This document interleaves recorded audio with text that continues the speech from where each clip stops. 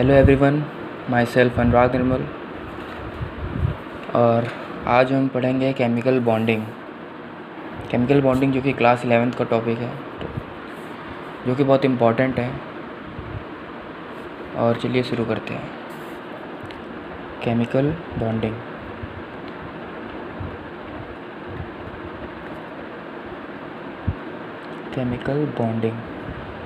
अब हमें देखना है केमिकल बॉन्डिंग में कितने टाइप्स की केमिकल बॉन्डिंग होती हैं। पहला हम देखेंगे टाइप्स ऑफ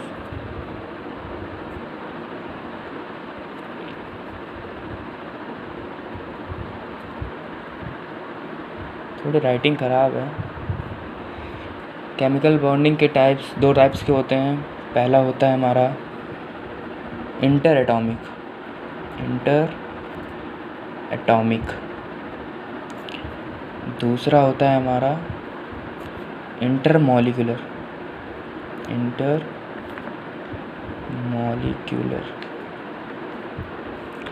इंटर एटॉमिक जो दो एटम्स के बीच में जो इंटरमॉलिक्यूलर फोर्स होती है उन्हें इंटर एटॉमिक कहते हैं।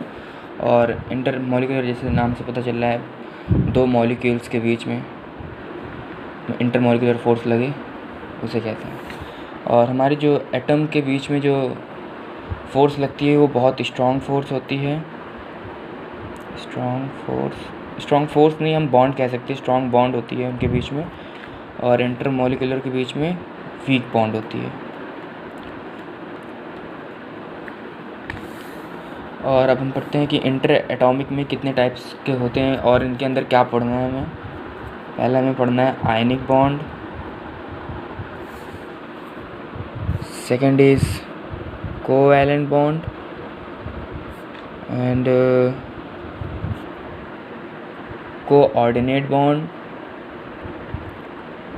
And last one is metallic bond. और हमें इंटरमॉलिक्यूलर में पढ़ना नहीं ये कि जो इंटरमॉलिक्यूलर फोर्स जो होती है ये कितने टाइप्स की होती है फोर्स। एक इसमें फोर्स लगती है वॉन डर वाल फोर्स। इसके भी 5 टाइप्स होते हैं जो कि हम बाद में पढ़ेंगे, 5 टाइप्स। और दूसरा होता है इसमें हाइड्रोजन बॉन्ड पढ़ना है हमें। हाइड्रोजन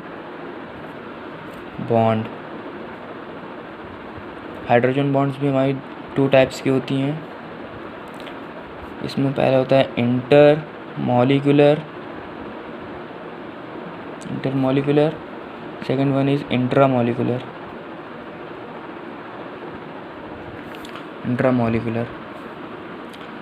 और जैसे कि हम जानते हैं कि ये इंटर एटॉमिक स्ट्रॉन्ग बॉन्ड है, तो इसकी बॉन्ड एनर्जी भी हाई होगी। इसकी बॉन्ड एनर्जी होती है 200 to 400 किलो जूल पर मोल। और इसकी वीक होती है,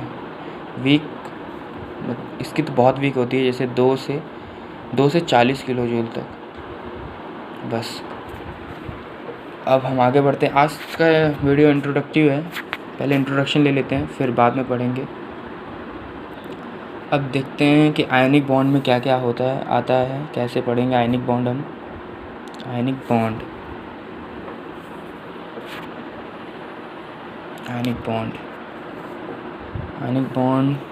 बॉन्ड में हम पढ़ेंगे आयनिक बॉन्ड की formation,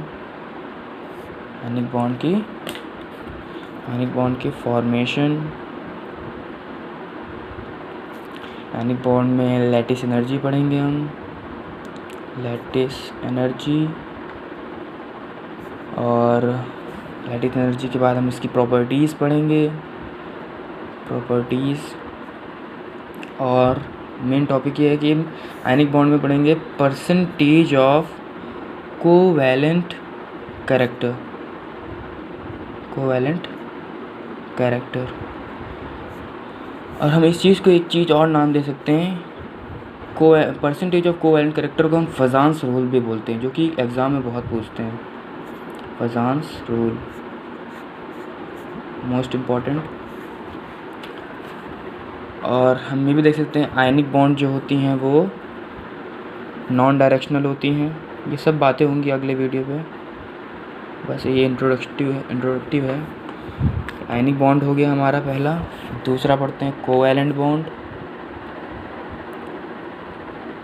covalent bond, covalent bond हमारा डायरेक्शनल है। इसका स्ट्रक्चर पढ़ेंगे हम, इसके स्ट्रक्चर पढ़ेंगे। और इसमें एक आता है डाइपोल मूवमेंट, जो कि बहुत इंपॉर्टेंट है। डाइपोल मूवमेंट भी पढ़ना है हमें, मूवमेंट। और यहाँ पे बहुत सारी कोवैलेंट बॉन्ड की थ्योरीज दी हैं, तो कौन कौन सी थ्योरीज हैं ये भी हम लोग देख लेते हैं। अभी नेक्स्ट ये है कि theories of covalent bond. Theories of covalent bond.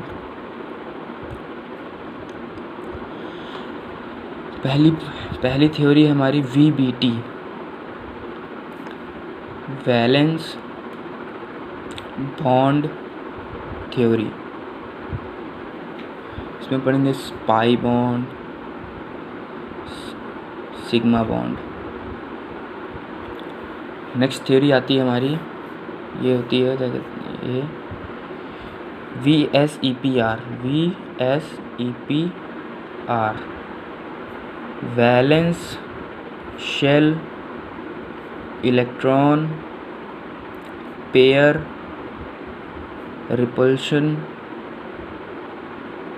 Theory. ये बहुत इम्पोर्टेंट थ्योरी है, एग्ज़ाम में इससे बहुत सवाल आते हैं। तीसरा है हमारा MOT,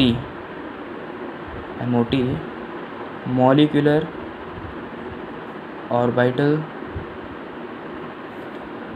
थ्योरी। और एक टॉपिक और बचता है हाइब्रिडाइजेशन।